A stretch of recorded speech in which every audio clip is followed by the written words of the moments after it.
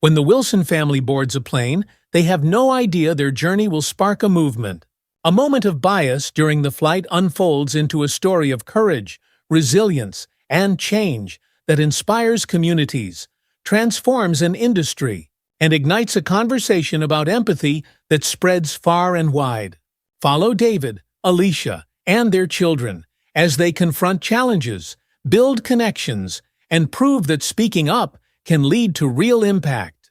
From intimate community gatherings to global conferences, their story reminds us that every voice matters and change begins with one step. Want to see how this powerful journey unfolds? Comment your thoughts and subscribe for more inspiring stories. Now let's dive into this transformative tale. The early morning sun filtered through the towering glass walls of JFK Airport, turning the bustling terminal into a canvas of shifting light and shadow. David Wilson adjusted the cuff of his tailored blazer, the faint scent of jet fuel mingling with the aroma of fresh coffee wafting from a nearby kiosk. He looked over at his family, feeling a familiar rush of warmth. His wife, Alicia, was guiding Jonah, their youngest, to sit still as he fidgeted in his tiny sneakers. Tyler stood next to them, balancing a worn paperback novel in one hand while gently nudging his sister Maya to keep her place in line. "Excited, buddy?" David asked Tyler, giving him a knowing smile. The boy's face lit up, his brown eyes shining with anticipation. "Yeah, Dad." "Do you think we'll see the Pacific Ocean from the plane?" Tyler asked, his voice filled with that peculiar blend of curiosity and nervous energy that 12-year-olds have. "If the weather's clear, we might," David replied. He glanced at Alicia, whose eyes met his with a mix of amusement and exhaustion. Mornings with 3 kids were never dull, but there was a unique satisfaction in these moments when they were all together, embarking on another family adventure. Alicia's smile deepened as Jonah tugged at her hand, asking, "Mommy, when do we fly?" His small voice was barely audible over the din of boarding calls and announcements. "Soon, sweetheart," she said, bending down to his level and smoothing a stray curl from his forehead. "We're almost ready." The intercom crackled, and the boarding call for their flight, Skybound Airlines, Flight 216, direct to Los Angeles, echoed across the terminal. The Wilsons gathered their carry-ons and moved toward the gate, where a line of business travelers and families was already forming. Jessica Turner, a stewardess with neatly pinned hair and a uniform that hugged her frame with precision, stood at the gate, scanning boarding passes.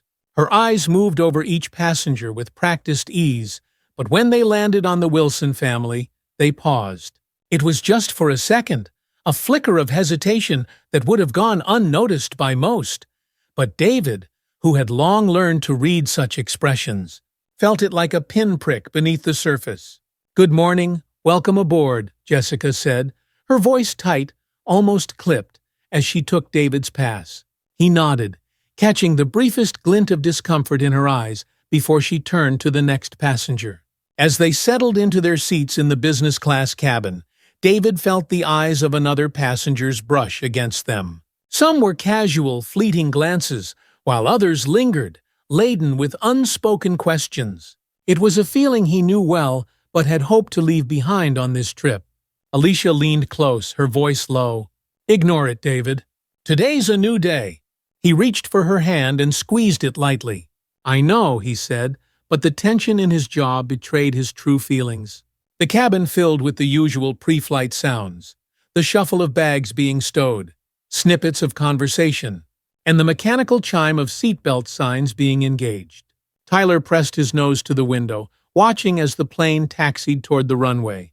Maya, seated beside him, mirrored his excitement, pointing out the luggage trucks that zipped across the tarmac. Jessica walked the aisle, eyes scanning each row with practiced attention. When she reached the Wilsons, she hesitated, as though considering whether to speak. Finally, she cleared her throat. "Is everyone settled in here?" she asked, her tone careful. David nodded. "Yes, thank you." Jessica's gaze shifted to Tyler and Maya, then to Alicia, holding Jonah, who had already begun to doze in her lap. A small smile tugged at the corner of her mouth, but it was fleeting. She moved on, leaving behind an undercurrent of unease that Alicia could feel. "She's watching us," Alicia murmured to David, her eyes tracking Jessica's movements down the aisle. David's shoulders tensed. "It doesn't matter," he said, though his own eyes betrayed his discomfort. "We're here for the flight, not to make friends." But Maya, with the sharp perception of an 8-year-old, noticed the shift. "Is something wrong, Mommy?" she asked, glancing up from her seat. Alicia smoothed her daughter's hair and smiled. "Nothing at all, baby. We're just excited to get going." The engines roared, filling the cabin with a deep, resonant hum as the plane lifted off the runway. The city below became a patchwork quilt of lights and roads, shrinking into the distance as they ascended into a sky washed with the first hints of sunrise. For a moment, the tension in the cabin dissolved, replaced by the shared marvel of flight. But it was only a moment. Midway through the flight, the cabin lights dimmed as Jessica and her fellow attendants began their service. The clinking of trays and the gentle rattle of drink carts punctuated the soft murmurs of conversation. When Jessica reached the Wilsons' row, she paused longer than necessary. "Would you care for a drink?" she asked, her smile now tight, revealing the strain beneath her otherwise professional demeanor. "Water for me, please," David said, his eyes meeting hers with an unreadable expression. Tyler shifted in his seat, feeling the quiet tension that only seemed to grow as Jessica poured the water and handed it over. Her hand trembled slightly, causing a few drops to splash onto David's tray. She bit her lip and pulled back. "Apologies," she said, the word almost a whisper. She turned quickly and moved on, but David's eyes followed her, noting the stiffness of her shoulders, the hurried pace that spoke of nerves. Alicia looked at David, her brow furrowed. "Did you see that?" David nodded. "I did." He reached out, placing a hand over hers. "Let's just get through the flight." Tyler looked between them, his curiosity piqued. He was old enough to understand when something wasn't right, but young enough that he still sought reassurance. He leaned over and whispered to Maya, "It's going to be okay." But Maya didn't respond. She was too busy watching Jessica move down the aisle, her small hands gripping the armrests as if to brace herself for whatever might come next. The rhythmic hum of the plane's engines created a deceptive calm as the cabin settled into a lull. Passengers leaned back in their seats, some dozing, others scrolling through in-flight entertainment. The Wilsons sat quietly, Jonah now fast asleep with his toy plane still clutched tightly in his tiny hand. David glanced at Tyler, who had resumed reading but stole glances at the aisle whenever Jessica passed by. Alicia gently traced circles on Jonah's back, her eyes drifting between the window and the aisle, her posture still and watchful. Jessica's voice came over the intercom, announcing the start of beverage service. "Ladies and gentlemen will be coming through the cabin with drinks. Please remain seated and keep your seatbelts fastened." A few rows ahead, a man in a dark suit gestured for Jessica's attention. His voice, clipped and sharp, carried back to where David sat. "I need sparkling water. Now." Jessica's professional mask stayed in place, but her hands moved more quickly as she fetched the drink. The man didn't thank her, taking the glass with an air of impatience that left her shoulders visibly tense. David noted the exchange, the small flashes of discontent brewing in the cabin. When Jessica reached their row again, she hesitated, eyes flicking to David as though weighing her words. "Is there anything else I can get for you?" The politeness in her voice felt forced, the strain tightening the lines around her eyes. David met her gaze, the unspoken question between them heavy. "No, thank you. We're fine." Jessica nodded curtly, but before she could step away, Tyler's voice broke the silence. "Could I have some apple juice, please?" He looked at her with the quiet confidence of a boy who knew he deserved kindness, even if it wasn't freely offered. Jessica blinked, her mask slipping for a moment. She nodded and poured the juice, handing it to him with a brief, flickering smile. "Of course!" The exchange, small as it was, carried the weight of recognition. David felt Alicia's hand tighten on his forearm, her silent approval at the way Tyler had spoken up, unafraid. Hours into the flight, the lights dimmed to a soft glow as the crew prepared for meal service. Jessica and her colleague, Mark, maneuvered the cart through the narrow aisle, serving plates and drinks with mechanical efficiency. Mark was cheerful, bantering lightly with passengers, but Jessica's movements were tighter, her smile more strained. When they reached the Wilsons, Jessica's voice faltered. "Chicken or vegetarian?" she asked, her eyes not quite meeting theirs. "Chicken, please," Alicia said, her voice steady but firm. As Jessica handed out the trays, a slight jostle from behind made her hand slip, and a few drops of sauce splattered onto the edge of David's seat. Jessica's eyes widened, panic flashing in their depths. Before David could react, she stammered, "I'm so sorry," the words tumbling out as if they carried more weight than the incident warranted. "It's all right," David said, his tone carefully measured. He picked up a napkin and dabbed at the spot, keeping his eyes on Jessica, who stepped back with a nod and pushed the cart forward, her relief almost palpable. Mark glanced at Jessica as they moved to the next row. "You okay?" he whispered. Jessica didn't answer immediately, her jaw clenching slightly before she nodded. "Yeah, just a lot of new faces today." David caught the exchange, his expression thoughtful. Alicia leaned in, her voice barely a whisper. "Something's going on with her." David nodded, a crease forming between his brows. "I know." Tyler's eyes flickered up from his meal, catching their parents' subtle tension. He shifted in his seat, pressing his lips together as if holding back questions. Across the aisle, a woman with silver hair who had been watching the Wilsons since they boarded leaned slightly forward, eyes narrowing in observation. The flight continued smoothly until the last few hours when Jessica's voice crackled over the intercom again.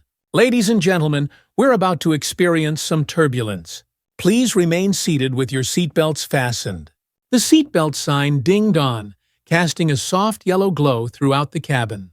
David glanced out the window at the expanse of sky, where gray clouds were beginning to gather. The plane gave a slight shudder, and Jonah stirred, mumbling in his sleep. "It's okay, baby," Alicia whispered, smoothing his hair. The slight jolt of turbulence grew into a steady rumble, and Jessica moved quickly down the aisle, checking seatbelts and securing loose items. When she reached the Wilsons, her eyes met David's, and for the first time, they were filled with something close to apology, a hint of understanding that spoke louder than words. A few moments later, the plane leveled out, and the captain's voice reassured the passengers, "We're through the worst of it. Please remain seated until the seatbelt sign is turned off." Relief rippled through the cabin, but a new tension simmered beneath the surface.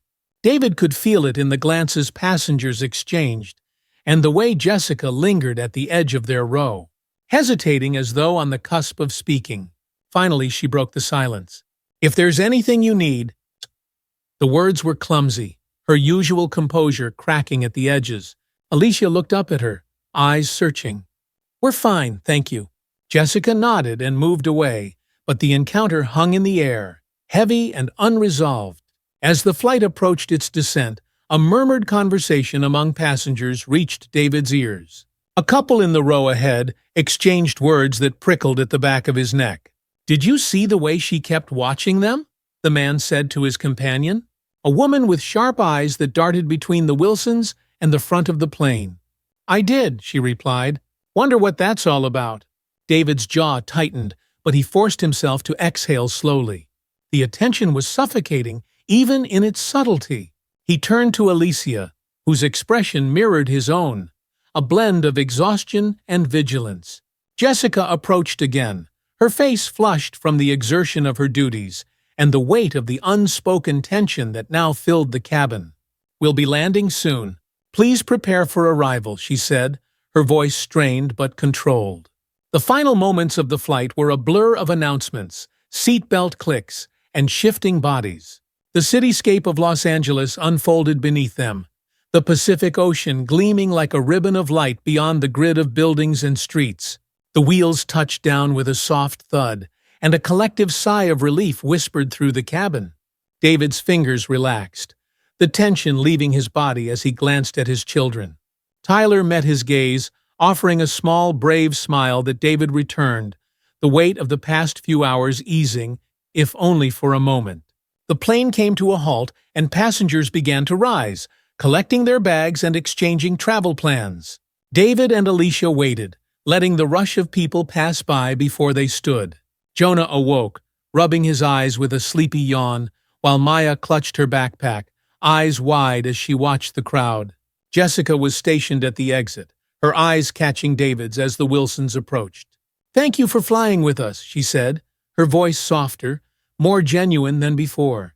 David hesitated for a fraction of a second before nodding. "Thank you," he replied, and they stepped past her into the terminal, the cool air carrying with it the promise of a different landscape. But the echoes of the flight still clinging to them like a shadow. As they moved through the airport, Alicia exhaled, her shoulders finally easing. "That was more than I expected," she admitted, her voice low. David took her hand, squeezing it gently as Tyler walked ahead, a thoughtful expression on his face. "Yes," David said, looking at his children, "but we're here, together. That's what matters." They continued toward the baggage claim, the echoes of murmured conversations and exchanged glances trailing behind them like whispers on the wind. And as they stepped into the bright, bustling world of Los Angeles, the Wilsons knew that the journey wasn't over. It was only just beginning. The Wilsons' suite at the Los Angeles Hotel was bright and spacious, its floor-to-ceiling windows framing a panoramic view of the city's skyline. The hustle of cars below seemed worlds away from the tension of the flight. David set down the luggage with a sigh that carried the weight of the past few hours. Jonah scampered to the window, pressing his hands against the glass, while Tyler sank onto the bed, his face thoughtful and distant. Alicia glanced at her reflection in the mirror. She looked composed, but the tightness in her eyes told another story. She turned to David, who was busy flipping through his phone, catching up on emails. "You all right?" she asked, her voice softer than usual. David nodded but didn't look up. "I'm fine," he said, though the clipped tone suggested otherwise. Alicia's brow furrowed as she sat beside Tyler. "What's on your mind, honey?" she asked, placing a gentle hand on his knee. Tyler looked up, eyes searching hers. "Why did that lady act so weird? Did we do something wrong?" Alicia exchanged a look with David, whose phone lowered as he finally met her gaze. They had prepared for questions like this, knowing that someday their children would begin to see the subtle and not-so-subtle challenges they would face. But knowing it was coming didn't make it easier. "No, Tyler," David said, his voice firm but kind. "We didn't do anything wrong. Sometimes people act a certain way because they don't understand, or they let their own fears and biases guide them." Tyler's jaw tightened, the way it did when he was trying to process something hard. "But why us?" Alicia reached for Tyler's hand, her expression tender. "Because sometimes the world isn't fair, even when it should be. But what's important is that we remember who we are, no matter what." Tyler nodded, though the crease between his brows remained. Later that evening, as the city's lights twinkled like stars fallen to earth, David sat on the hotel balcony with a cup of coffee, the cool breeze rustling the pages of a newspaper on the table beside him. Alicia joined him, a blanket draped over her shoulders. "Long day," she said, leaning against the railing. David let out a low chuckle, devoid of humor. "Long doesn't even begin to cover it." Alicia sighed, looking out over the city. "I keep thinking about that stewardess. Jessica, wasn't it? There was something more to her behavior. It wasn't just about us." David's gaze hardened slightly. "It doesn't matter what her reasons were, Alicia. The way she treated us, the way she looked at the kids. It wasn't right." "No, it wasn't," Alicia agreed, her eyes sad but resolute. "But maybe there's a way to use this. We've talked about doing more, advocating for change, but never had a push like this before." David sat in silence, the city noise below blending with the steady thump of his heartbeat. He knew Alicia was right. This wasn't just a moment to move past. It was an opportunity to take their private experiences and turn them into something that might make a difference. "I'll reach out to a few contacts," David finally said. "People need to hear about this, not just us." Alicia nodded, the corners of her lips lifting in a tired smile. "Then let's make them listen." The next morning, David sent emails to a select few colleagues and friends in the media, recounting their experience. It was a measured step, one that invited awareness without sensationalism. By afternoon, his phone buzzed with responses, some supportive, some cautious. One reply stood out, a message from Lauren Mitchell, a journalist known for her thoughtful, incisive articles on social issues. David, I'm sorry to hear what happened. If you're open to it, I'd like to tell your story. Not just about the flight, but about your family's experiences and how they tie into broader issues of bias in everyday life. David read the message twice before showing it to Alicia. She leaned over, reading it carefully, then met his eyes. What do you think? I think it's time, David said. But we do this on our terms. Lauren Mitchell arrived at the hotel the next day, dressed in a fitted blazer and carrying a leather-bound notebook. Her eyes were sharp, observant, but her smile was warm as she shook hands with David and Alicia. Thank you for meeting with me, Lauren said, as she settled into a chair in their suite. I know it's not easy to talk about experiences like this. David nodded, feeling the weight of the moment. It's not, but it's important. Alicia sat beside him, her hand resting on his.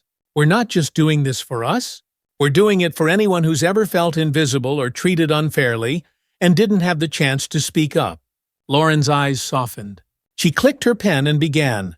Why don't we start with that day on the plane? What stood out to you the most?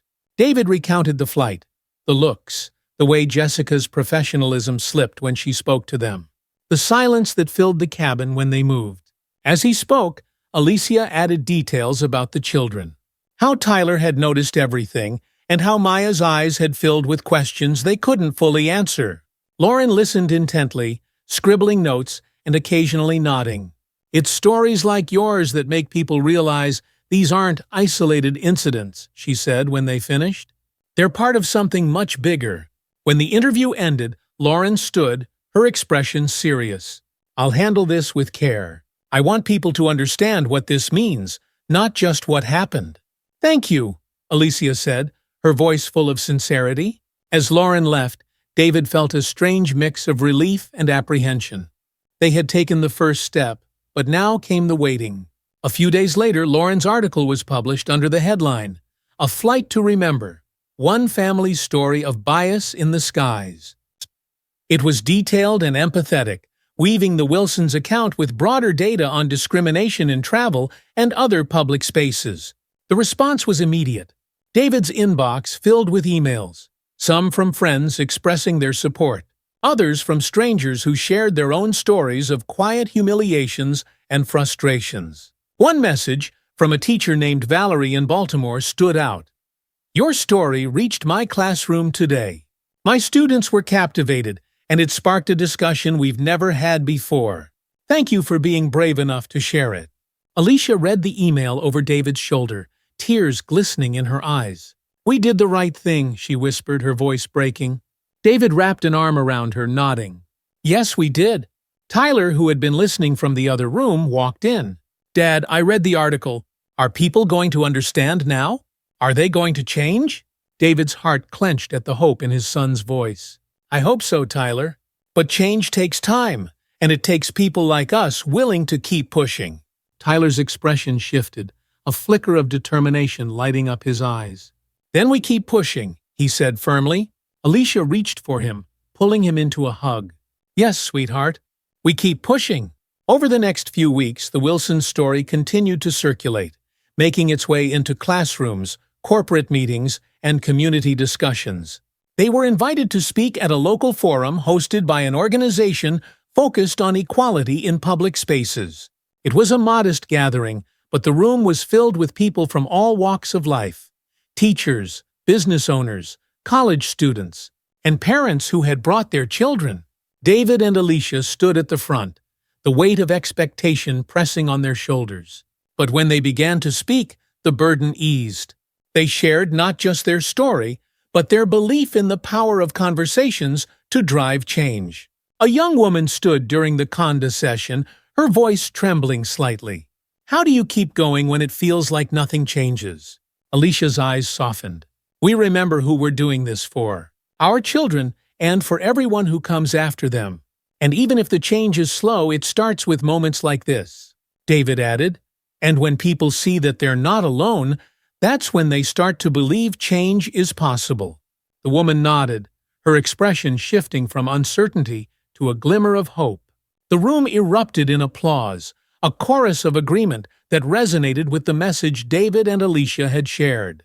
The night after the forum, the Wilsons sat together in the hotel lounge, the hum of the city outside filtering through the open windows. Tyler leaned back in the armchair, his eyes flicking between his parents, as if searching for cues to understand what came next. Maya sat cross-legged on the couch, her head resting against Alicia's arm, while Jonah dozed with his cheek pressed to his mother's lap. "Did you see how many people were there tonight?" Tyler said, breaking the silence. His voice was tinged with a mix of awe and exhaustion. David nodded, the proud lines around his eyes softening. "I did. And they were listening? That's important." Alicia smiled, her fingers tracing gentle circles on Jonah's back. "You spoke up tonight, Tyler. That means a lot, not just to us, but to everyone who was there."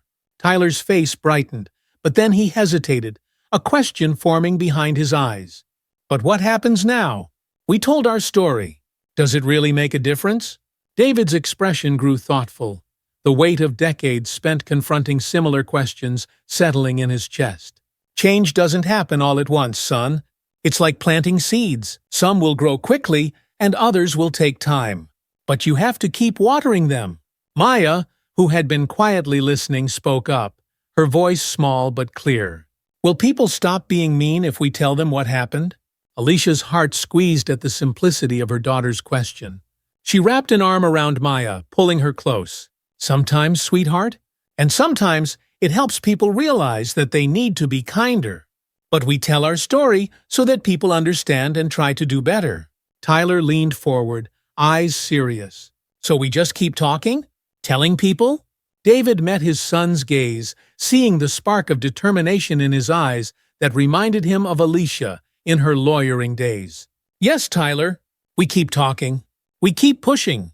And eventually, more people will start to listen and change the way they see things." The room fell into a comfortable silence as the family sat together, each one feeling the subtle shift of purpose that had taken root in the wake of their experience. The following morning, as sunlight streamed into their hotel room, David's phone buzzed with a number he didn't recognize. He glanced at Alicia, who raised an eyebrow as he answered. "David Wilson," he said, his voice steady. "Mr. Wilson, this is Michael Reed from Skybound Airlines Customer Relations Department. I hope I'm not calling at a bad time." David's eyes narrowed slightly, his body tensing. "No, this is fine. What can I do for you?" Michael's voice was careful, practiced. "First, let me express our apologies again for the way your family was treated during your flight. We've been reviewing the incident thoroughly, and we'd like to invite you and Mrs. Wilson to speak with our executive team about ways we can improve our training and customer interaction protocols." David's eyebrows rose. He hadn't expected this. "You're looking for us to consult?" "Exactly," Michael confirmed. "We want to make sure our response isn't just performative, but rooted in real change. We believe your insight could help us reshape our approach to bias and sensitivity training." Alicia, who had been listening intently, mouthed, "What is it?" David covered the receiver for a moment. "It's Skybound," he whispered. "They want us to consult on changes." Alicia's eyes widened, and she nodded, her expression shifting from surprise to focus. "We'd be willing to discuss this," David said, returning to the call. "When would you like to meet? Would you be available tomorrow? We can arrange a private meeting at our Los Angeles office." David glanced at Alicia, who nodded. "Tomorrow works." "Great. We'll send the details over shortly." "Thank you, Mr. Wilson. We're looking forward to collaborating." As David hung up, the weight of what had just happened settled over them. Alicia's eyes met his, and a smile tugged at the corners of her mouth. "Looks like they're serious." David exhaled, a mix of relief and anticipation threading through him. "Looks like it." The next day, David and Alicia stood in front of the polished glass facade of Skybound's Los Angeles headquarters. The building loomed above them, a sleek testament to modern architecture and corporate power. Inside, they were greeted by a woman in a smart navy suit who led them to a conference room where Michael Reed and a few other executives waited. Michael stood as they entered, extending a hand. "Mr. and Mrs. Wilson, thank you for coming. This is Emily Clark, our head of customer experience, and James Liu, who oversees training development. Emily, a woman with kind eyes and a firm handshake, nodded. We've been following your story closely, and we appreciate your willingness to speak with us. David and Alicia sat, their presence commanding but measured. We're here because we believe this can be more than just an apology, David began. It needs to be the start of something meaningful.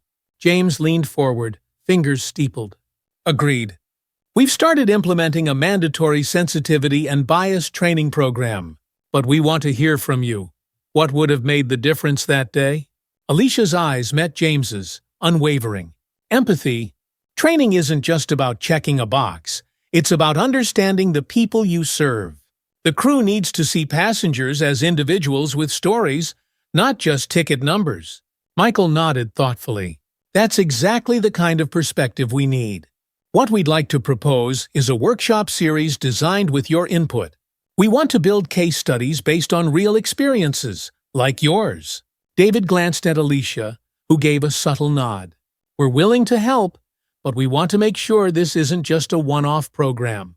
It needs to be integrated into your company culture. Emily smiled, a genuine curve of her lips. We want that too. Let's build something that lasts. Word of the Wilsons' involvement with Skybound spread quickly through industry circles. Articles were published, framing the collaboration as a progressive step toward addressing bias in customer service. Some responses were enthusiastic, lauding Skybound for their proactive approach. Others were more skeptical, questioning if this was merely a PR move. One evening, as David sifted through emails, he came across a message from an unexpected sender, Jessica Turner. Dear Mr. and Mrs. Wilson, I know it might be strange to hear from me, but I wanted you to know that I've been following your story. When I learned about your upcoming workshops with Skybound, I felt compelled to reach out. I've started a process of reflection and training myself, and I hope to be part of the change you're advocating. I'm sorry for the way I acted on that flight. I see now how it must have felt, and I am committed to doing better. Jessica Turner. David's jaw clenched, a mixture of surprise and cautious acceptance settling over him. He showed Alicia, whose eyes softened as she read. People can change, she said quietly, folding the letter and placing it on the table. Maybe so, David said, and maybe that's why we're doing this. Jessica Turner sat in her modest apartment, the sun slanting through the blinds, casting narrow stripes of light across her kitchen table. The room was quiet, save for the ticking of the clock and the low hum of traffic outside. In front of her lay an open laptop displaying an email she had read over a dozen times. The invitation from Skybound's HR department to participate in a newly launched diversity and sensitivity training program. The words on the screen seemed to pulse, reminding her of the discomfort she felt each time she thought back to the Wilsons and that day on the plane. It had been months, but the memory clung to her. David Wilson's calm but discerning eyes, Alicia's measured composure, and Tyler's quiet questions that hinted at a deeper understanding of the world than most children his age should have to possess. Jessica closed the laptop and reached for her journal. It was something she had started at the advice of a friend who'd recommended she reflect on her experiences as a way to process them. She turned to a fresh page and wrote, "Today I begin again, not to erase the past, but to learn from it." She put down the pen and exhaled, the simple act of writing the words loosening the tightness in her chest. It was time to confront what had been buried. The training room at Skybound's headquarters was bright, with large windows that let in swathes of natural light. Chairs were arranged in a semicircle, and a projection screen displayed the words, "Understanding Bias and Empathy in Action." Jessica felt a nervous flutter as she entered, scanning the room for familiar faces. The group consisted of a mix of flight attendants, customer service representatives, and managerial staff. James Liu, the head of training development, stepped to the front and cleared his throat. Welcome, everyone. Thank you for being here today. This program is designed not just to meet compliance standards, but to make real change within our organization. Jessica's hands tightened in her lap as James introduced the first speaker, Dr. Eleanor Grant. The psychologist moved with an air of calm authority, her voice warm but firm. "Before we start," Dr. Grant said, "I want each of you to think of a moment when you felt unseen or misunderstood. Hold that memory close and understand that everyone you meet carries their own moments like that." Jessica's mind flashed back to her early days as a new hire, feeling scrutinized by senior attendants for every small mistake. But that moment paled compared to what she now understood the Wilsons had felt: judged, diminished, and seen only through the narrow lens of someone else's assumptions.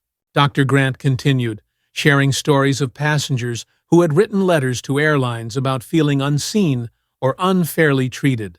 Each story was read aloud, and the room grew heavy with the weight of shared experiences. Jessica's throat tightened as she listened, the truth of her actions pressing against her like a wave.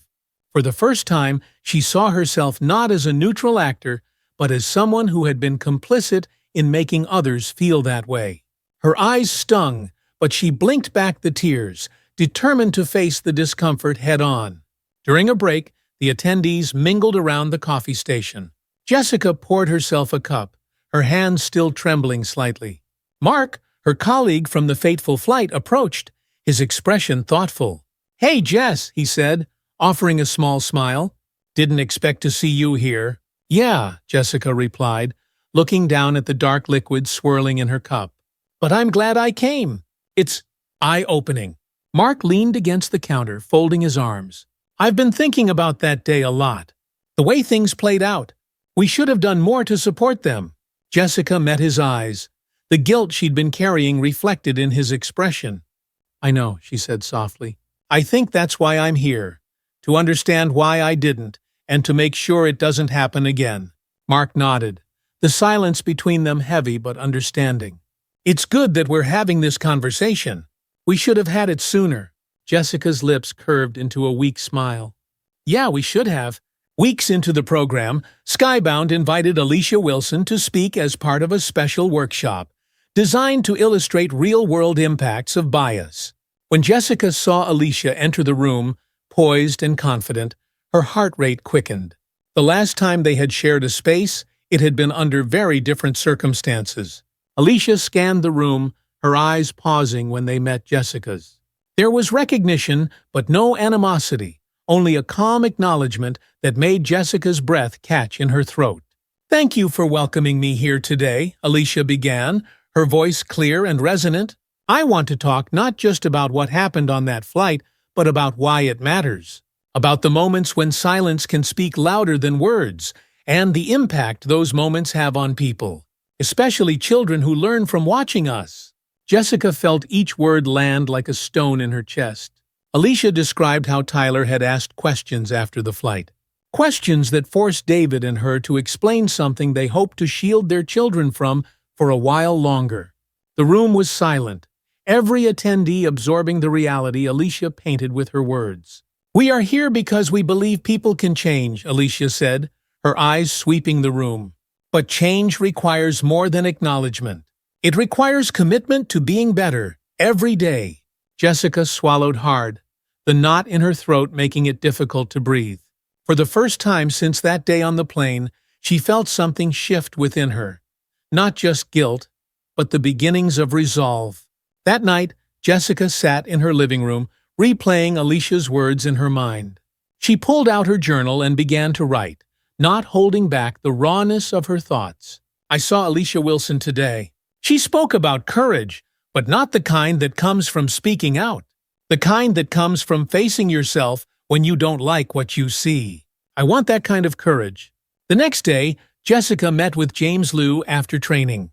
"I'd like to volunteer to co-lead a new training module," she said, her voice steady despite the nerves thrumming beneath her skin. "I think sharing first-hand stories, even the difficult ones, could make a difference." James looked at her, surprise softening into a smile. "That's a great idea, Jessica. Let's make it happen." Within weeks, Jessica's proposal had taken shape. The new training module, titled Voices in the Cabin, Real Stories, Real Impact, included testimonies from both passengers and employees who had experienced or witnessed bias. Jessica shared her own story, detailing her interactions with the Wilsons and how they had prompted her journey toward understanding. The first session was attended by over 50 Skybound employees, including new hires and seasoned crew members. Jessica stood at the front, palms sweaty, heart racing, but she spoke with a conviction that surprised even her.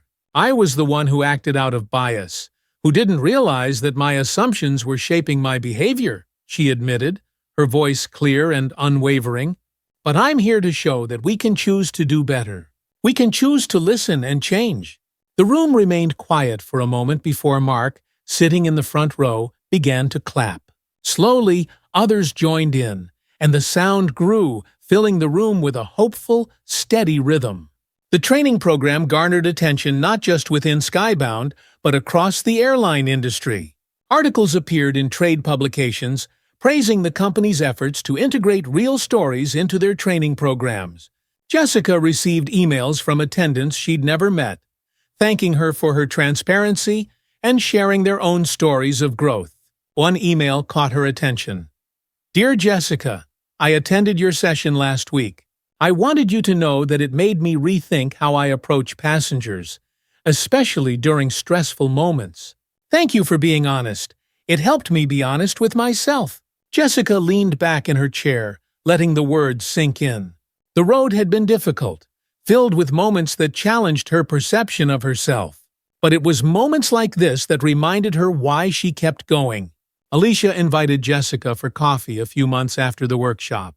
They met at a cafe filled with the warm scent of espresso and the gentle murmur of conversations. Jessica's nerves buzzed, but Alicia's easy smile put her at ease. "I wanted to thank you for your work on the new program," Alicia said as they sipped their drinks. "I've heard from people who said it changed the way they think about their jobs." Jessica looked down at her cup, the steam curling like a soft question mark. "Thank you. It wasn't easy facing myself like that, but it was worth it." Alicia nodded, her eyes kind. "That's how change starts, Jessica. One step at a time." As they sat together, a quiet understanding passed between them. They weren't friends, not yet, but they were allies on a shared path, one that valued growth, empathy, and the belief that change was possible. Even in the most unexpected places, Jessica's days were now filled with workshops, meetings, and moments of quiet reflection. Each session she led was different. Some met with eager participation, and others with skepticism. The hardest ones were when seasoned attendants sat with crossed arms, their eyes filled with doubt. In one such session, a man named Tom, who had been with Skybound for over 2 decades, spoke up. His voice was gravelly, marked by years of repeating safety announcements and addressing passenger requests. "Look, I get it," Tom said, his gaze steady on Jessica. "We're here to make things better. But how do we know any of this stick? People are set in their ways." Jessica paused, meeting his eyes. She felt the familiar tightening in her chest, but it was no longer the fear of confrontation. It was the understanding of what was at stake. "We don't always know," she said, "but every story we share, every time we choose to confront bias rather than ignore it, we plant a seed. And some of those seeds do grow. I'm standing here today because someone else's courage made me face my own failures." The room was silent for a beat before a young flight attendant, Kara, who had attended Jessica's first workshop months ago, chimed in. "I used to think like you, Tom, but after these sessions, I started paying attention to my own assumptions, and it's changed how I interact with people." Tom's expression softened as he leaned back in his chair, nodding slowly. Jessica felt a flicker of hope. Change wasn't instant. It was gradual, built from moments like these when doubt shifted to consideration and consideration turned to action. Skybound's new training program became a model for other airlines, prompting requests for collaboration and shared insights. One afternoon, James Liu approached Jessica with an idea. "The Wilsons are coming by for a follow-up meeting. How would you feel about having them attend one of your sessions?" Jessica's heart skipped a beat. The idea of facing the family she had wronged in such a setting was both daunting and meaningful. "I think that would be powerful," she said, her voice steadier than she felt. The day of the session, David and Alicia arrived at the Skybound Training Center. They were greeted warmly by staff, and Jessica felt a mix of anticipation and nerves as they entered the room. Tyler and Maya were with them, now taller and more self-assured. Tyler's eyes met Jessica's, and for a moment, the memory of that flight hung between them, heavy and silent. "Thank you for coming," Jessica said as she approached them. David extended a hand, which Jessica shook with quiet gratitude. "We're here to listen," Alicia said, her smile kind but reserved, "and to see how far things have come." As the session began, Jessica stood at the front, sharing a story she had become familiar with recounting. She spoke about moments of unconscious bias and the impact of everyday interactions, but this time she included her own story with the Wilsons. "It's one thing to read about bias in a manual or hear about it secondhand," Jessica said, her voice calm but infused with emotion. "It's another to realize that you were the cause of someone else's pain. It took me time to face that, but I did, and I'm here because I want to be better." The room was silent, the weight of her words sinking in. David nodded, his expression thoughtful, and Alicia's eyes softened. Tyler sat up a little straighter, his gaze shifting from Jessica to his parents and back again. During the discussion that followed, one of the newer attendants raised a question.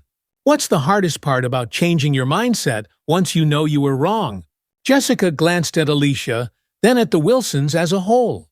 "The hardest part is facing yourself," she admitted. "It's looking in the mirror and choosing not to look away. But the more you do it, the easier it becomes to step forward." Alicia spoke up, her voice steady and supportive. "And for those who face bias, the hardest part is deciding when to speak up and how, but seeing someone acknowledge their mistakes and choose to change makes speaking up feel worthwhile." The room filled with nods and quiet murmurs of agreement. Jessica felt a shift, not just in the room but within herself. She wasn't just sharing to teach. She was sharing to remind herself that growth was a journey, one that she was committed to. After the session, Tyler approached Jessica. He had grown taller over the months, his confidence no longer hidden behind the quiet watchfulness he had shown as a boy. "Can I ask you something?" he said, his voice still holding the straightforwardness of youth. "Of course," Jessica replied, bracing herself for whatever might come next. "Do you ever wish you could go back and change what happened?" Tyler's eyes searched hers, not with accusation, but with genuine curiosity. Jessica's throat tightened. "Every day," she said honestly, "but I can't change the past. What I can do is make sure I learn from it and use it to help others see what I couldn't before." Tyler nodded slowly, considering her words. "My dad always says that mistakes can be lessons if you let them." Jessica's lips curved into a small smile. "Your dad is a wise man." Tyler grinned, the seriousness of the moment lifting. "Yeah, he is." A few months later, Jessica found herself scheduled on a flight to Denver. It was her first long-haul trip since she'd begun leading the workshops, and she felt both excited and apprehensive. As she moved through the cabin, greeting passengers and checking seatbelts, she realized that her approach had changed. She took extra time with each passenger, meeting their eyes, exchanging genuine smiles, and listening to their needs. Halfway through the flight, she noticed a family with 2 young children sitting near the front. The parents, visibly tired but patient, were entertaining their kids with stories and toys. Jessica approached with a smile. "Can I get you anything?" she asked, her voice warm and open. The mother looked up, surprised by the attention. "No, thank you. We're all right," she said, but her smile deepened at the sincerity in Jessica's tone. Jessica moved on, but a sense of quiet satisfaction settled over her. She understood now that these moments, small as they were, added up. They were the moments that defined her and reminded her of why she chose to grow. As the flight descended into Denver, the lights of the city twinkling below, Jessica felt something she hadn't in a long time: peace. She knew that her journey was far from over, but she also knew that she was heading in the right direction. Months later, Skybound's annual company meeting was held, and this time it was different. The event featured stories from employees, passengers, and community members who had been impacted by the airline's new approach. Jessica was invited to share her experience as part of a panel discussion on empathy in customer service. When she took the stage, the audience quieted. She looked out and saw David and Alicia in the crowd, their expressions encouraging. Tyler and Maya were beside them, their faces bright with pride. I used to think that professionalism meant maintaining distance, following protocol, and doing my job without getting involved, Jessica began. But I've learned that true professionalism, true service, means understanding that everyone who steps onto that plane carries a story. And those stories deserve to be met with respect. The audience was silent for a moment before applause broke out, loud and sincere. Jessica felt a weight lift, replaced by a sense of belonging she hadn't known she was missing. After the event, David approached her, extending his hand once more. "You did good, Jessica," he said, his voice warm with approval. "Thank you," she replied, meaning it in every way possible. As the evening wound down, Jessica watched as people mingled, sharing their own stories of growth and understanding. She realized that change had begun with a mistake, but it had flourished through determination and the courage to confront it. And that, she knew, was only the beginning. The Wilsons' involvement with Skybound Airlines and Jessica's story of growth sparked discussions well beyond the confines of boardrooms and conference centers. Across the country, community centers, schools, and places of worship began hosting forums on implicit bias and how everyday moments could carry the weight of unseen judgments. At a neighborhood event hosted by a local community center in Los Angeles, a diverse group of attendees gathered in a hall decorated with banners that read, "Empathy begins with understanding." Alicia and David had been invited to speak, but this time it wasn't just their voices that filled the space. Valerie, the teacher from Baltimore who had written to the Wilsons after the initial article, stood up to share her story. "When I read about what happened to the Wilsons, I knew it was something I needed to bring into my classroom. We read the article together and my students had so many questions. It started conversations that were hard but necessary." A man in the back, wearing a mechanic's uniform, nodded. "I'm a dad," he said when Valerie paused. "I want my kids to grow up in a world where they're seen for who they are, not just what someone assumes about them." David stood, looking around at the faces that reflected hope, doubt, and curiosity. "Change starts with stories like these," he said. "Each of us here tonight has a story that could teach someone else to see the world a little differently." The room buzzed with energy, the weight of shared understanding lifting as stories intertwined, creating a web of connection. Skybound's efforts didn't go unnoticed within the airline industry. Competing airlines began to observe the positive shift in customer feedback that Skybound experienced after rolling out their new empathy-based training programs. Articles appeared in business magazines and on industry blogs, citing the company's approach as innovative and transformative. Emily Clark, Skybound's head of customer experience, attended a roundtable discussion hosted by the International Airline Association, where representatives from various airlines had gathered to discuss best practices. "What we learned," Emily said, addressing the room, "is that acknowledging past mistakes and bringing those affected into the conversation is key. We partnered with passengers like David and Alicia Wilson to inform our training, which personalized the way our employees approach their roles." A representative from another airline raised his hand. "But how do you sustain it? How do you ensure it's not just a phase?" Emily smiled, confident in her response. "We keep the dialogue going. We regularly review the training materials, invite feedback from staff, and continue to involve voices from outside the company to keep our perspectives fresh." Jessica Turner, who had come to the event as part of the Skybound delegation, listened with pride. When the session ended, she mingled with attendees who were curious about her involvement.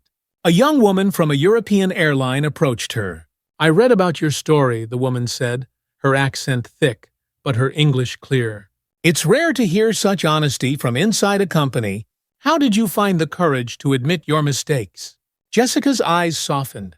"It wasn't easy, but staying silent didn't feel right anymore. Admitting my mistakes was the first step toward change, both for me and for those I serve." The conversation continued late into the evening, and Jessica realized that the journey she had started months ago was beginning to inspire others to take their first steps. Meanwhile, in schools across the country, teachers used the Wilson story as a springboard for lessons on empathy and history. In one high school in Chicago, an assembly was held where students discussed moments in their lives when they felt misunderstood or unseen. Tyler Wilson, now a young advocate known for his thoughtful essays on fairness and equality, attended one such assembly as a guest speaker. The gym was filled with hundreds of students, their faces reflecting everything from skepticism to admiration. "When I was your age," Tyler began, looking out at the crowd, "I thought that being brave meant standing up only when something was directly unfair to me. But I've learned that real bravery is about standing up even when the problem isn't yours alone. It's about speaking up for people whose voices might not be heard." A girl with curly hair in the front row raised her hand. "But how do you know when it's your place to speak up?" Tyler's smile was gentle. "If you see something that feels wrong, it's your place. Even if you don't have all the answers, asking questions, showing support, and being willing to learn make a difference." The girl nodded, and the room filled with whispers of agreement. Back in Los Angeles, David and Alicia formed a partnership with local organizations dedicated to fostering empathy and inclusivity. They co-hosted workshops with community leaders, helping bridge gaps between groups that rarely interacted. These workshops featured a mix of storytelling, role-playing exercises, and discussions that prompted attendees to think beyond their own experiences. During one workshop, an elderly man named Mr. James shared how he had carried biases he never questioned until he listened to stories from younger participants. "I always thought it was just the way things were," he said, voice trembling. "But now I see it doesn't have to be." Alicia reached out, touching his hand. "It's never too late to learn," she said, echoing the sentiment she had shared so many times before. News outlets picked up the story of Skybound's evolving training program and the Wilsons' involvement. Articles in major newspapers highlighted how the airline's partnership with the Wilsons and the transparent acknowledgement of their mistake had shifted industry norms. One headline read, "Turning Mistakes into Momentum: How One Airline is Leading with Empathy." Alicia and David were invited to appear on a popular morning show. Seated across from the show's host, they spoke about their journey from that tense flight to their current advocacy work. "What do you hope people take away from this?" the host asked, leaning forward, genuinely curious. David looked into the camera, imagining the faces of people watching. Families, students, professionals. "I hope they understand that it's not just about big gestures. Real change happens in the small moments, how we treat each other on a plane, in a store, or at school. It's about choosing empathy, even when it's hard." Alicia added, "And for those who've made mistakes, know that it's never too late to learn and grow. The hardest thing is to confront your own biases, but it's also the most important." The segment resonated with viewers, sparking discussions on social media and in homes. Stories and comments flooded in from people who felt seen for the first time, or who wanted to share how they'd started their own journey toward greater understanding. One evening, as the Wilsons settled in for a quiet night at home, David checked the mail and found a handwritten letter among the usual stack of bills and advertisements. The handwriting was neat but unfamiliar. "Dear Wilson family, I was on the flight that day. I sat a few rows behind you and watched everything unfold. At the time, I didn't know how to react, so I stayed silent. I've thought about that day often and wish I'd said something, done something. Reading about your journey has inspired me to change how I respond in similar situations. Thank you for being brave when I wasn't. You've given me the courage to speak up now. Sincerely, Margaret Stevenson." Alicia's eyes filled with tears as David read the letter aloud. Tyler, sitting nearby, listened with a soft smile. "It's working," Tyler said, his voice steady. "People are listening." David nodded, the truth of it settling over him like a warm blanket. "Yes, they are." The Wilsons were invited to participate in a major international conference on bias and empathy in public spaces. Leaders from various industries, educators, and advocates gathered to share insights and build on the progress made in recent years. Jessica Turner joined the conference as one of Skybound's representatives. Her reputation now known as someone who had turned her mistakes into a pathway for learning and teaching others. She sat in the audience as David and Alicia took the stage, feeling a rush of pride at the journey they had all taken. David spoke first, his voice resonating with conviction. "We started this journey thinking it was just about what happened to our family. But we learned that our story was part of a much bigger picture, one that involves all of us." Alicia followed, her gaze sweeping the room. "Change isn't easy, and it isn't quick. But it begins with understanding, with acknowledging when we've fallen short and choosing to do better." When Jessica later took the stage for her panel, she spoke candidly. "I learned that empathy is not just a skill, it's a practice. It's something we have to choose, day after day, moment after moment. And I'm grateful for those who showed me what that choice looks like." The applause was steady, filled with the promise of progress. The conference ended with a renewed sense of purpose shared among the attendees, a reminder that while the path toward empathy and understanding was long, it was also one worth walking. The Wilsons' efforts and their collaboration with Skybound Airlines had sparked change on a national level, but it was in their own community that the real heartbeat of their work could be felt. The local YMCA organized an event titled Empathy in Action, a community gathering, where residents were invited to share stories of resilience and lessons learned from bias.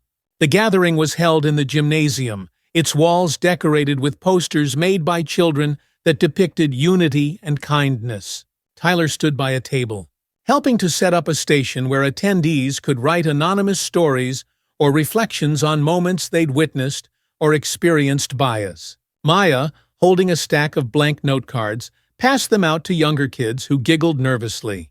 The event began with Alicia taking the stage. She looked out at the audience of familiar and new faces, teachers, parents, shop owners, and even Jessica Turner, who had driven across town to attend as a participant, not a speaker. Alicia took a breath and started. "Many of you know our story, but tonight isn't just about us. It's about creating a space where everyone can feel seen and heard. The stories we carry shape who we are, and when we share them, we help others see the world through different eyes." A murmur of agreement rippled through the audience.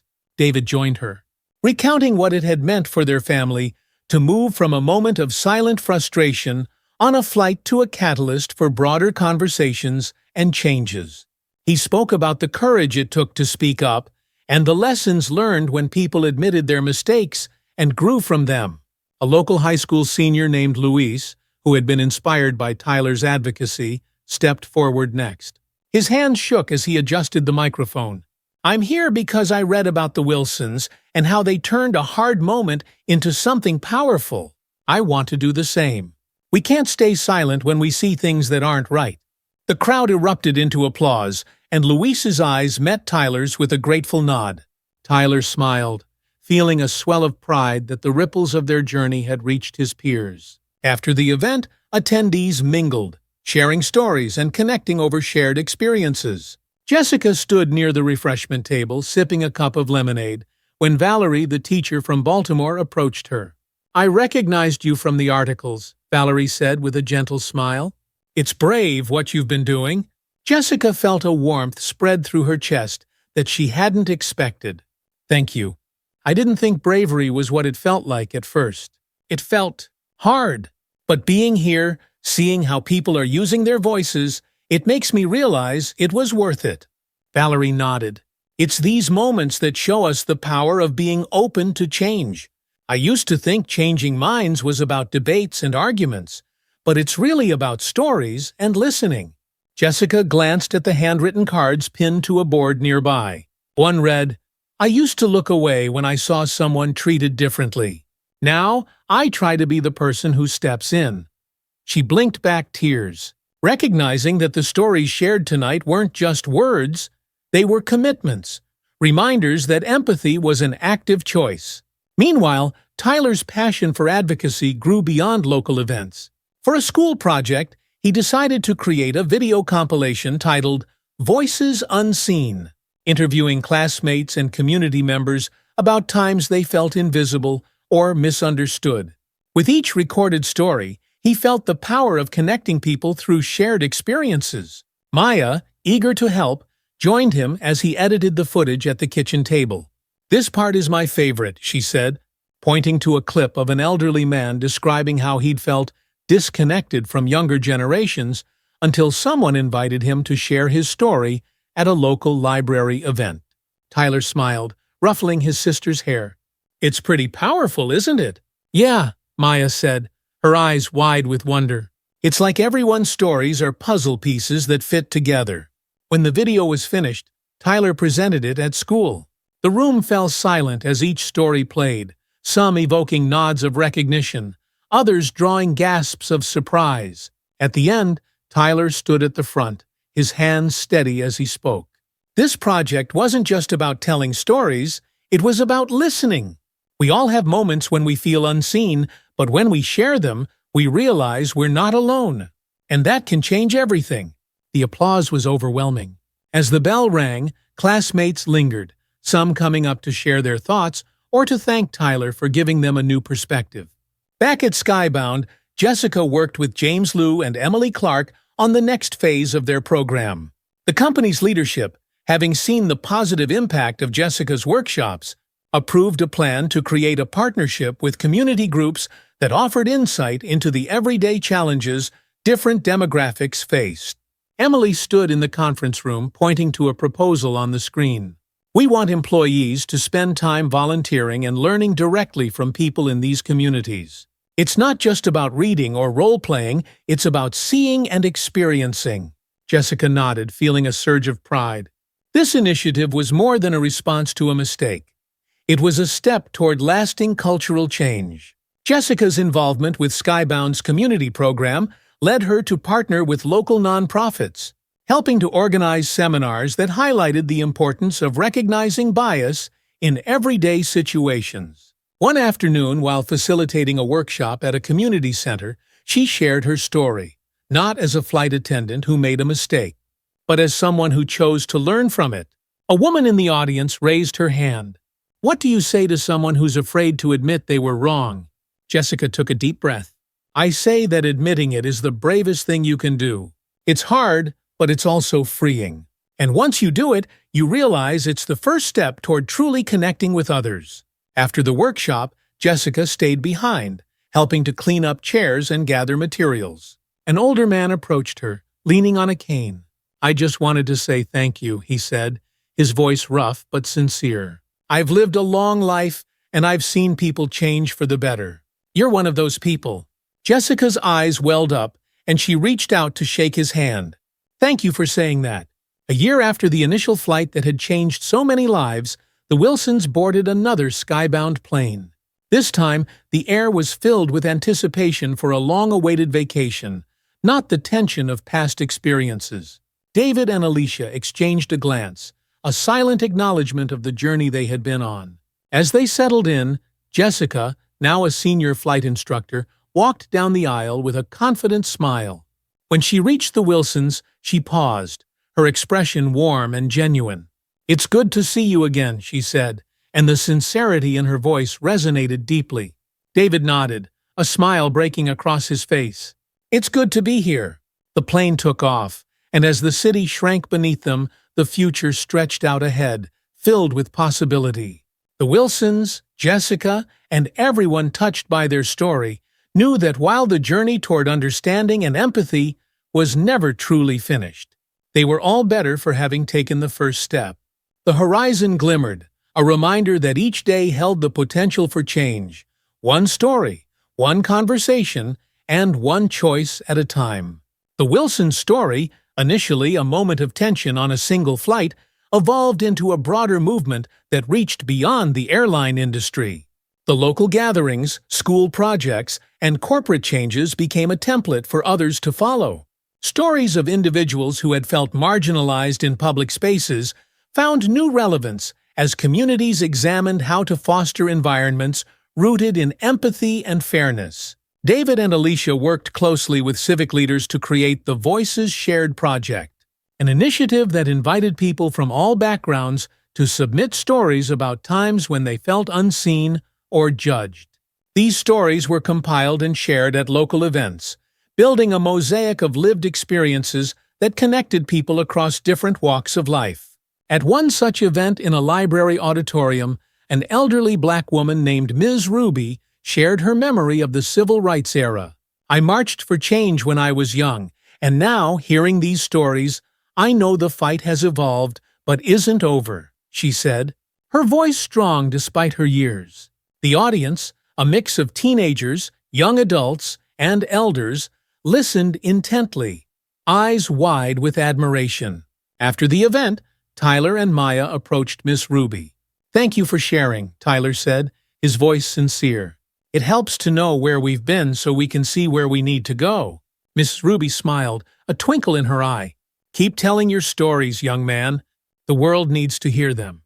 The Voices Shared project caught the attention of nonprofit organizations dedicated to social justice and community empowerment.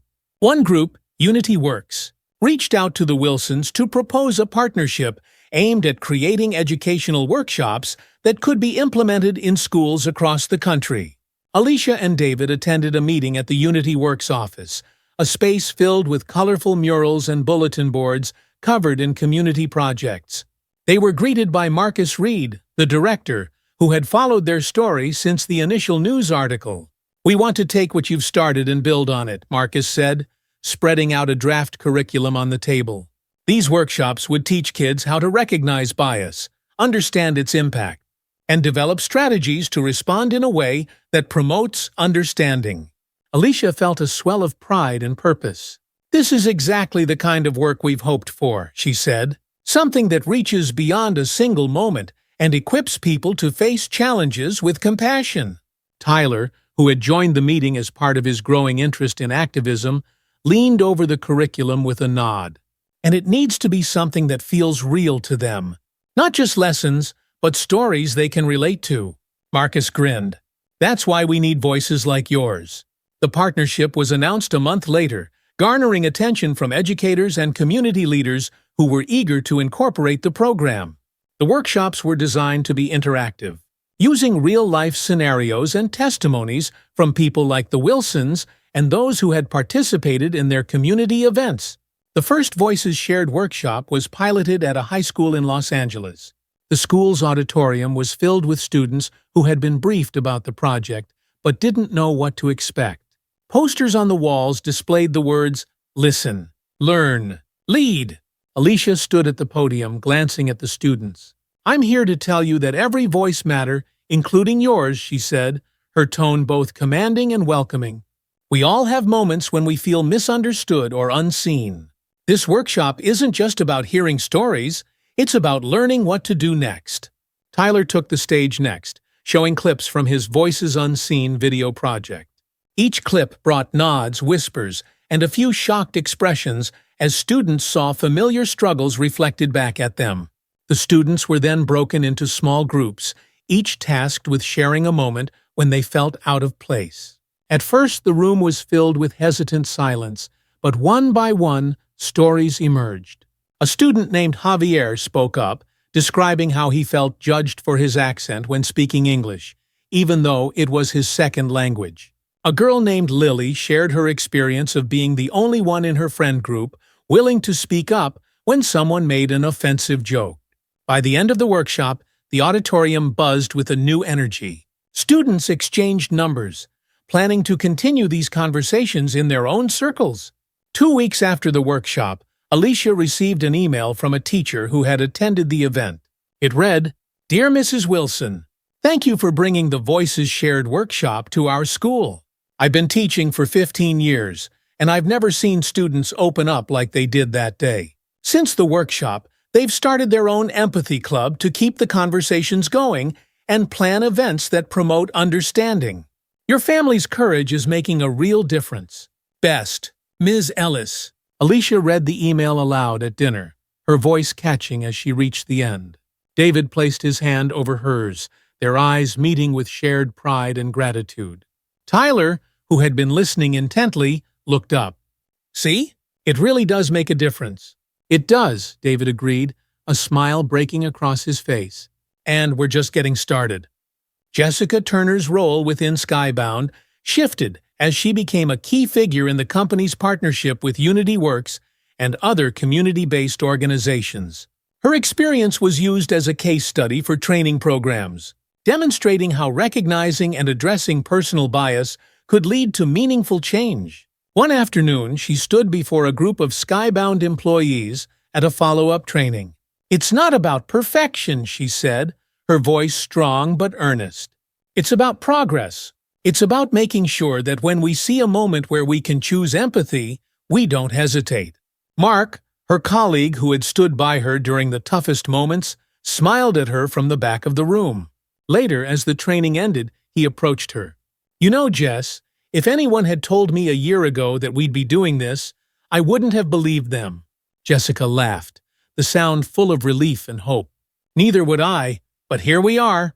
Over the next few years, Voices Shared became a nationwide program, implemented in schools, community centers, and businesses. Tyler, now in college, continued to be a leading voice in youth activism, hosting workshops and speaking at conferences on the importance of empathy in leadership. Maya, inspired by her family's journey, created a series of children's books focused on themes of kindness and understanding. Her stories featured diverse characters, navigating challenges and learning from one another, resonating with children across the country. Jessica continued her work with Skybound and expanded her reach by partnering with nonprofits to create training programs for industries beyond aviation. She frequently spoke at conferences, sharing her story and the lessons learned with audiences eager to understand how to foster more inclusive environments. Alicia and David found themselves being asked to mentor new community leaders and activists.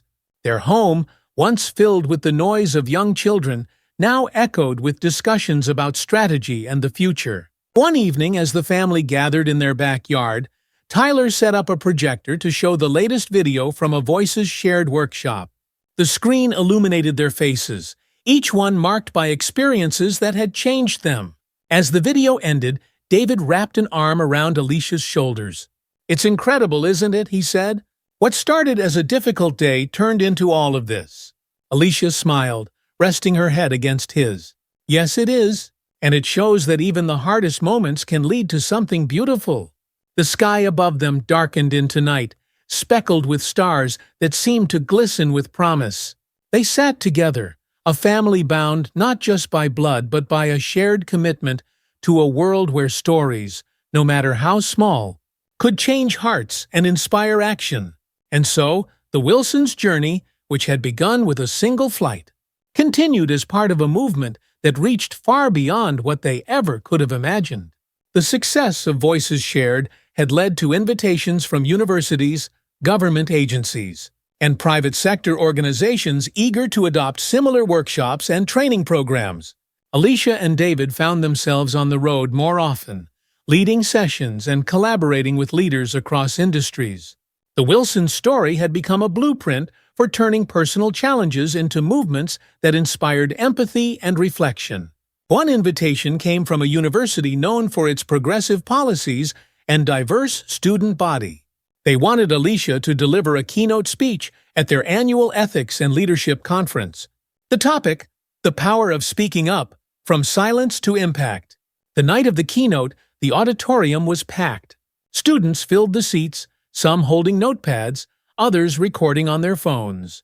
The anticipation hummed in the air as Alicia took the stage, the spotlight catching the confidence in her posture.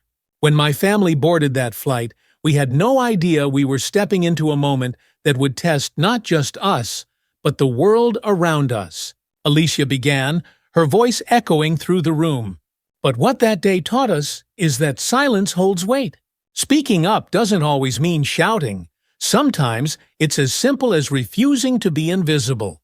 She recounted their journey from the uncomfortable flight to the first community meeting that planted the seed for Voices Shared. The room was silent, absorbed in the story that had unfolded into something much larger than the Wilsons themselves. A student raised her hand during the Konda session that followed. What advice would you give to someone who's afraid to speak up, even when they know it's the right thing to do? Alicia's eyes softened as she responded. Fear is natural, but think about what happens if you don't speak up. Silence keeps things the same. Change starts with a voice, even a small one. And you'll find that when you speak, others who've been waiting for someone to lead will find the courage to join you. The applause was long and resounding, filling Alicia with a sense of purpose that reinforced everything she and her family had worked toward. Tyler, now a junior at university, took the lessons he learned from his family's journey and launched a campus-wide initiative called Empathy First, aimed at fostering understanding through shared experiences and dialogue. He worked with a team of fellow students to host weekly gatherings where people could share stories about moments they'd felt misunderstood or judged. One evening, during a session attended by students from various backgrounds, a young man named Jacob, who had initially been known for challenging campus discussions, spoke up. I used to think these talks were just noise, he admitted, his voice hesitant but sincere. But seeing everyone share tonight, I realized I've had moments where I felt unseen too. Maybe we're not as different as I thought. Tyler nodded, pride swelling in his chest. That's the point, Jacob.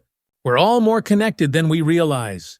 The room buzzed with quiet agreement, a testament to the power of opening hearts and minds through conversation.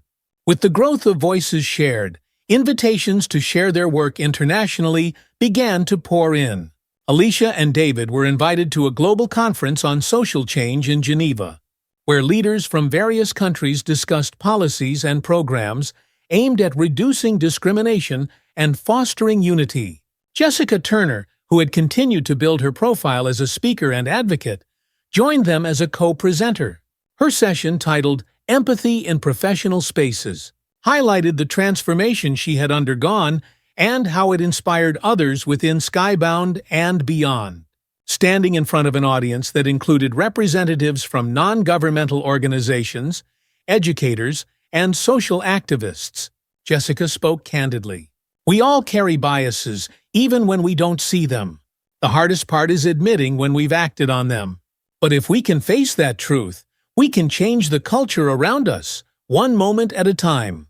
David took the stage afterward, reflecting on how far their story had traveled, from that initial flight to this moment, where they were contributing to a dialogue on a global scale. The most important thing we've learned, David said, looking out at the room, is that the work doesn't end. Empathy isn't a destination, it's a journey, and it's one we must choose to walk every day. The response was immediate and powerful. Attendees approached them afterward, sharing stories of challenges in their own countries and asking for advice on starting similar programs. It was clear that the seeds of voices shared were now being planted in soil far from where they had begun. A documentary filmmaker who had been following the Wilsons' journey from the start reached out with a proposal to create a film that would capture their story, the ripple effect of voices shared, and how empathy could reshape public spaces. The Wilsons agreed, and filming began over the course of a year, capturing workshops, speaking engagements, and interviews with people impacted by their work. One particularly emotional scene was filmed during a workshop where a young woman stood up and shared, for the first time, her experience of being bullied in middle school and how it had shaped her confidence. Being here, she said, her voice cracking, made me realize that my story matters, and I'm not alone. The camera captured Tyler's face, the pride and understanding reflected in his expression. The film was set to debut at a prominent film festival and garnered interest from streaming platforms looking to feature stories that resonated with audiences seeking meaningful content. The premiere of the documentary, Empathy in Action, was held at a packed theater in Los Angeles. The Wilsons arrived to find a line of people stretching down the block, waiting to see the story that had inspired so many. Reporters and photographers snapped pictures as they walked the red carpet, their smiles genuine but humbled by the journey that had brought them here. Inside, as the lights dimmed and the first scenes played, showcasing moments from that day on the plane, the audience was silent, absorbed by the rawness of the story. The documentary wove together interviews, footage from workshops, and moments of quiet reflection from each of the Wilsons, Jessica, and participants from the Voices Shared initiative. When the credits rolled, the audience erupted in applause, some on their feet, others wiping tears from their eyes. A panel discussion followed, where David, Alicia, and Tyler answered questions from the audience. Jessica, sitting beside them, spoke about the transformative power of facing one's own biases. "I'm not here to be a hero in this story," Jessica said, her voice firm but humble. "I'm here to remind everyone that redemption and growth are possible when we commit to understanding and change." A young man in the front row raised his hand.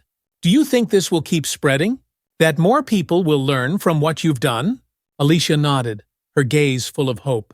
"It already has, and with every story shared, every conversation started, it will continue to grow."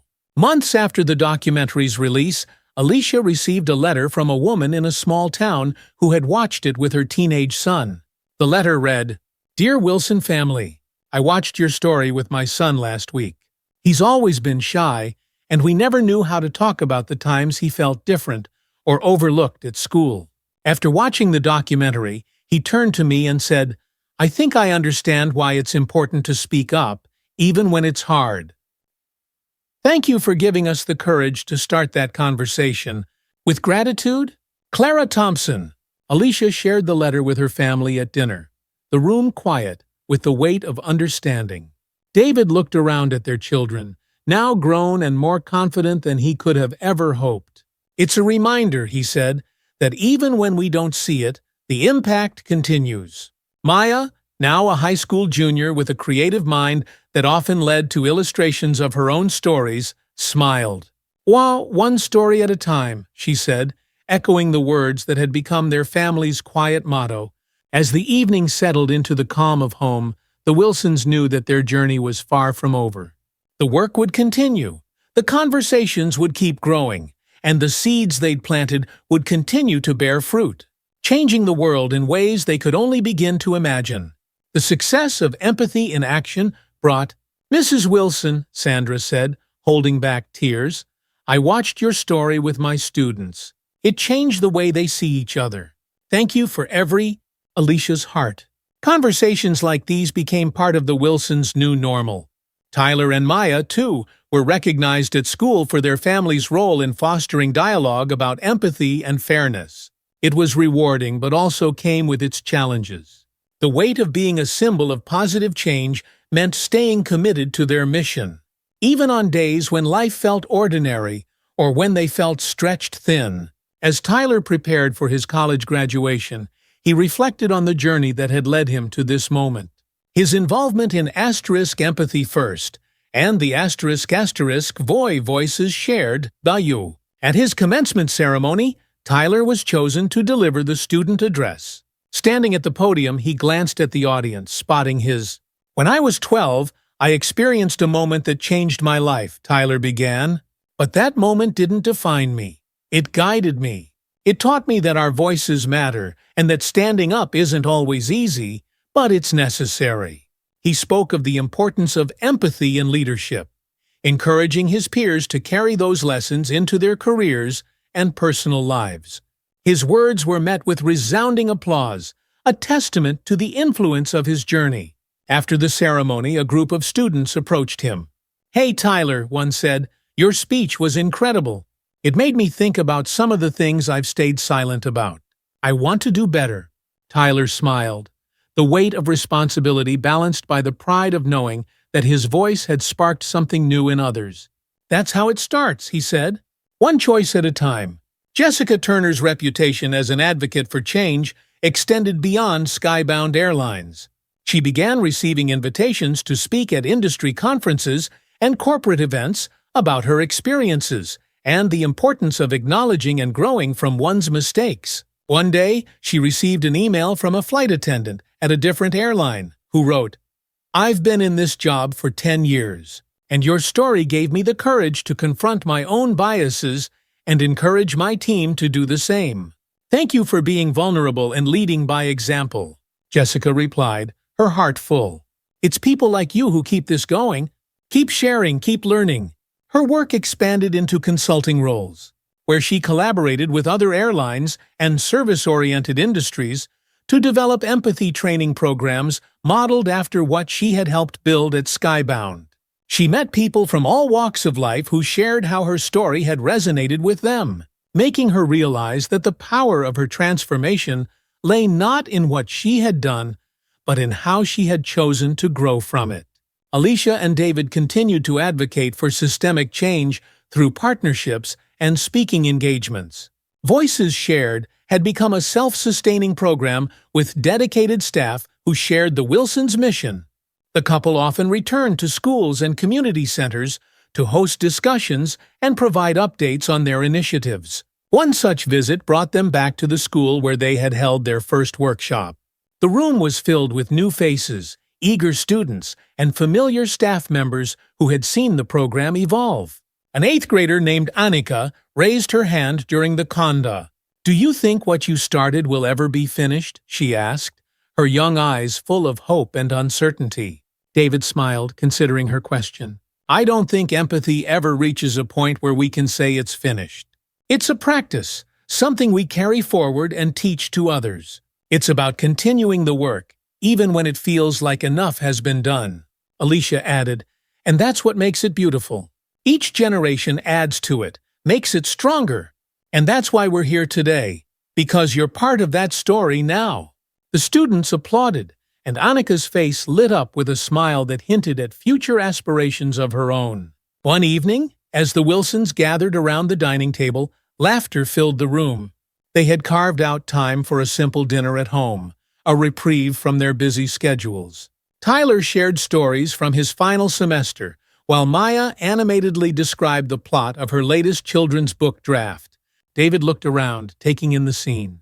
The family that had once faced quiet humiliation on a plane had grown into advocates for a cause much larger than themselves.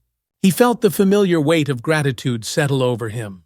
"Do you ever think about how far we've come?" David asked, his voice soft. Alicia reached for his hand. "Every day," she said, squeezing his fingers gently. "And it reminds me why we keep going."